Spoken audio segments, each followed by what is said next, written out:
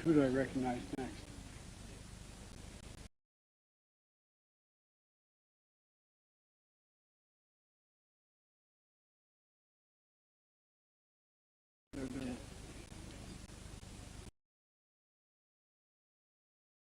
I was introducing you. I guess I'm starting.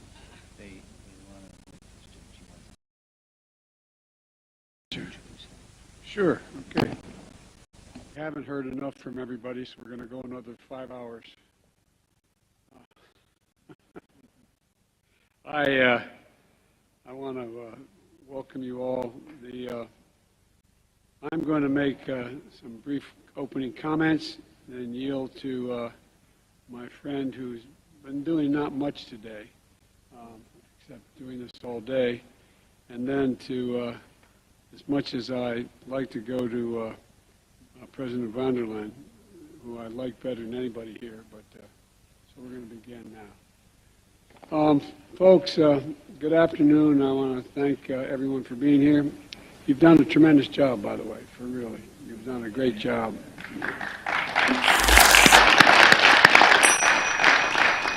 And focusing on our efforts of the G20. Do I have this on? Yes. The G20 toward restoring and recovering together and recovering stronger. As we were saying outside, we were having a photograph taken.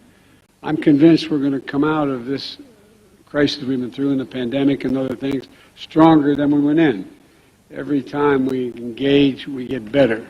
And today we're focused on investing together and investing stronger than we have in the past.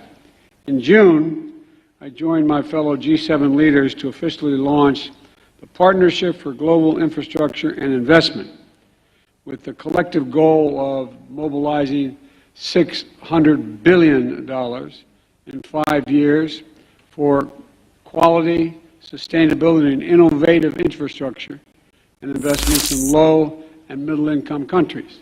As I've spoken with my Canadian friends, this is something that we have an obligation to do, it seems to me, to deal with those nations that are not the primary cause of many of our problems, but are now left with a great deal of difficulty.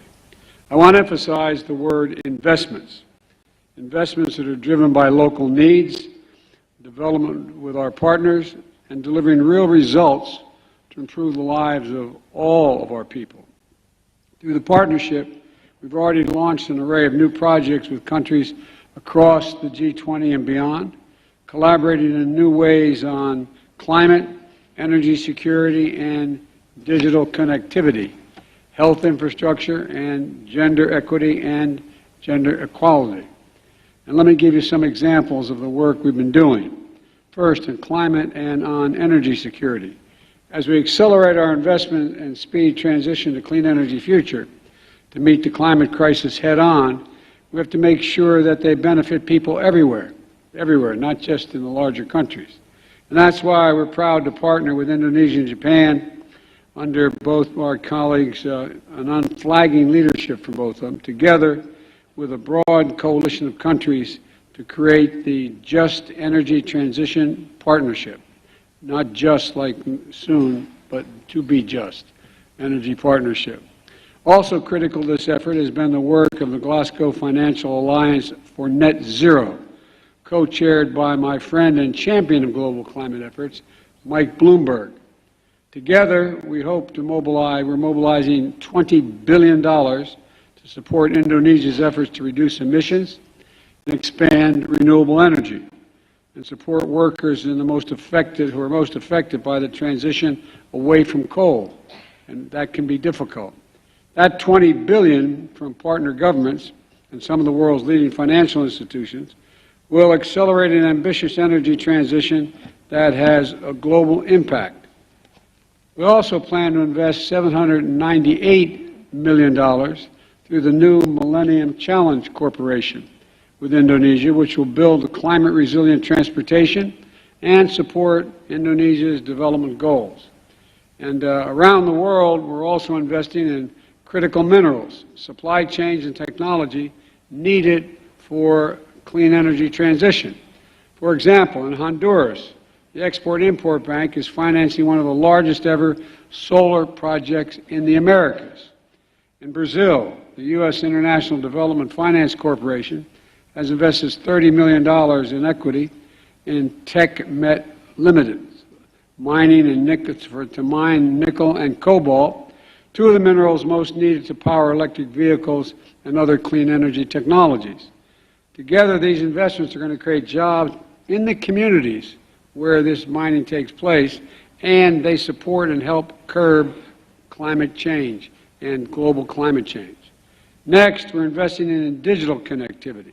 As a matter of fact, when I was elected president, we invested in an infrastructure project at home because we found out, we focused on this, and we found out a significant portion of the people in my country, as wealthy as we've been, did not have access to the internet.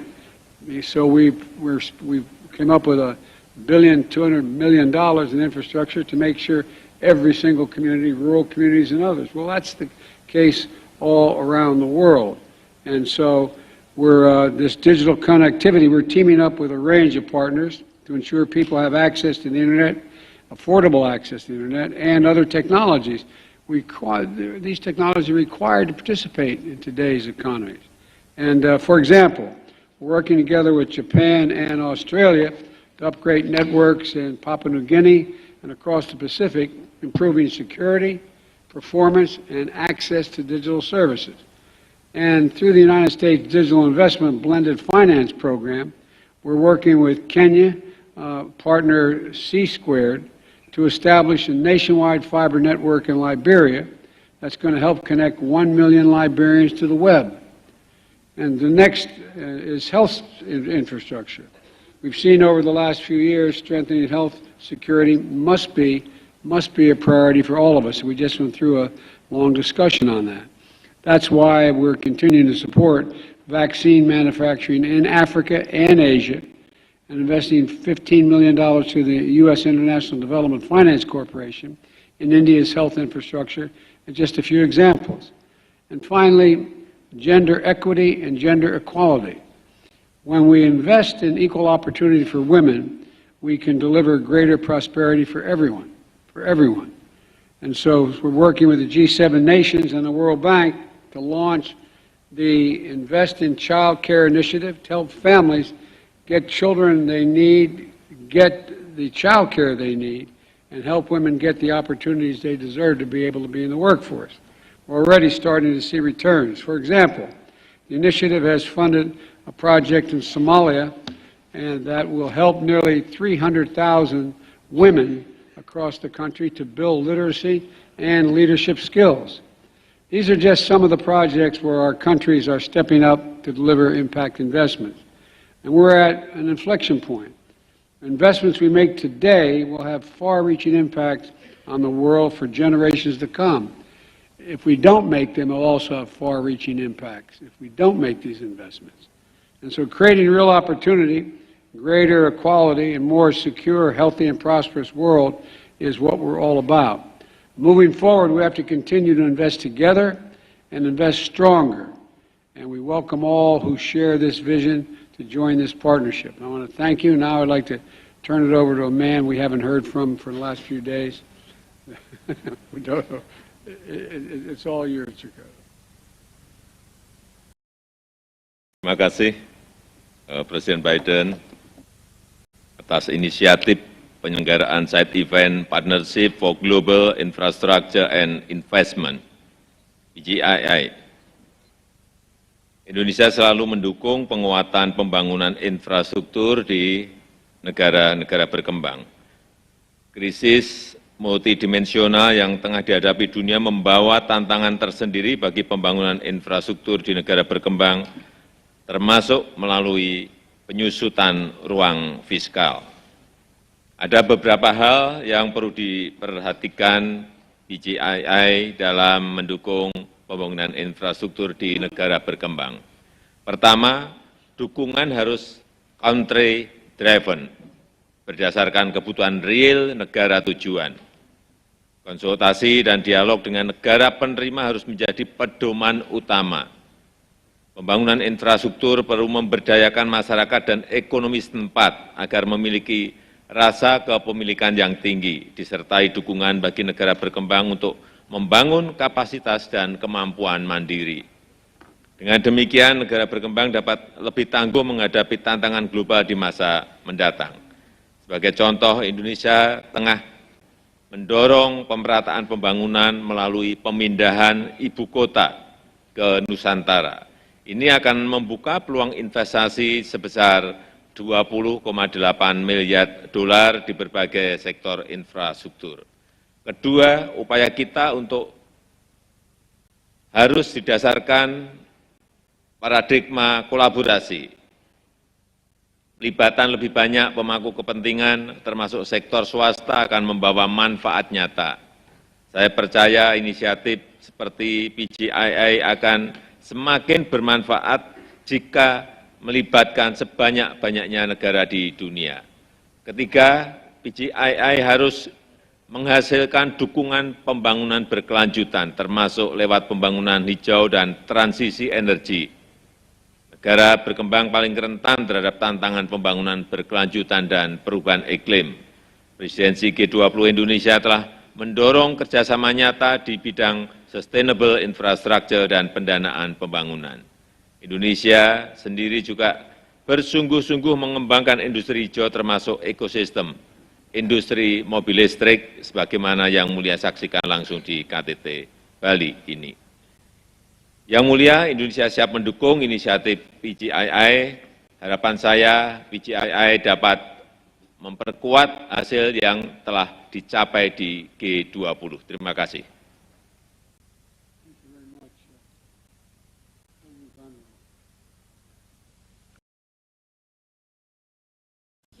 Much, President Biden, President Widodo. We have discussed throughout this day that we live in a truly volatile global economy with obviously changing climate. And on top, in addition, we see that Russia's war is rubbing salt in the wound of the economic recovery of COVID-19. So this mixture made us completely reevaluate our energy, our trade, and our security relationships. What is the situation for the European Union? We have decided to diversify completely away from the Russian fossil fuels. We have understood and learned our lesson that it was an unhealthy dependency, unsustainable, and we want reliable and forward-looking connections. And this is why we are launching the Partnership for Global Infrastructure and Investment, PGII. We are joining forces to give our partners a powerful and a positive offer. You have said, dear Joe, the world needs a positive investment boost. This is what it's all about. To help build the global infrastructure that we all need for sustainable growth. So invest in renewable energy, in transport corridors, in digital connections that people can trust.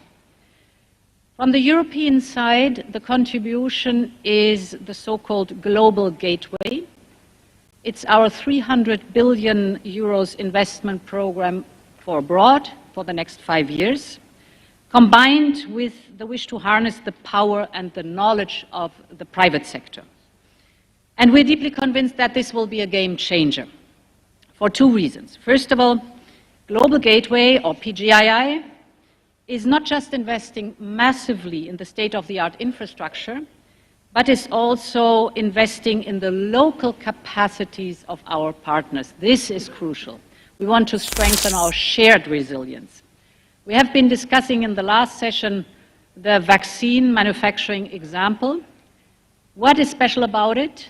If we take the example from the European Union, there is a European-American company that is sharing its mRNA technology and training local professionals. So it's about skills.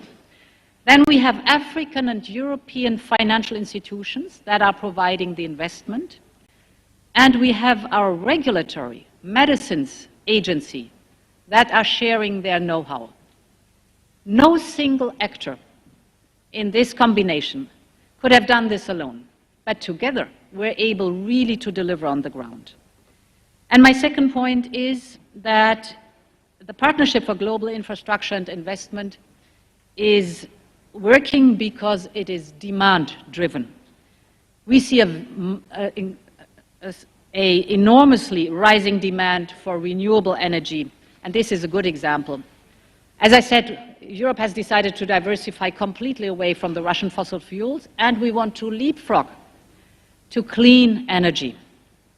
We need this clean energy, not only to have it homegrown, but also to import it. Our partners in the global south have an abundance of clean energy potential and resources. So Europe could turn into the world's largest market for their energy exports. What is necessary is investment and infrastructure. And that's where we have to team up. So some examples: at COP27 we've signed hydrogen partnerships with Namibia, Egypt and Kazakhstan. Or with Namibia we're building transport corridors from the Indian Ocean to the Atlantic port of Walvis Bay. And there's much more to be done. I'm very happy that today we launch the Just Energy Transition Partnership with Indonesia, a big step forward.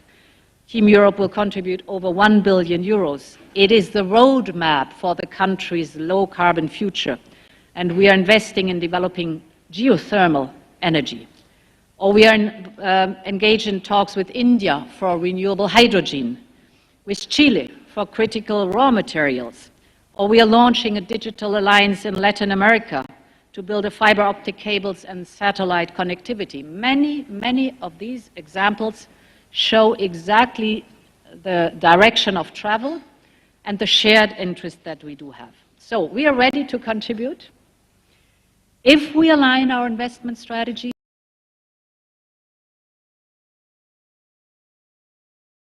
and crowd in the private sector, that is crucial. I think we can maximize our joint impact. Let's bundle our forces and make a positive difference in investment globally. Now I have the pleasure to invite the heads of state to deliver their remarks, and I hand over the floor to Japan's Prime Minister Kishida. Fumio, you have the floor. はい、ありがとうございます。まずこのイベントの開催を歓迎いたします。インフラは国の発展の基盤です。グローバルインフラ投資パートナーシップが進める質の高いインフラ投資は、インドネシアが掲げる G20 Kami akan menjamu yang mulia dan Bapak Ibu di hamparan pantai Bali yang indah, yang menginspirasi gagasan-gagasan inovatif untuk produktivitas G20 ke depan. Sampai bertemu di Indonesia, terima kasih.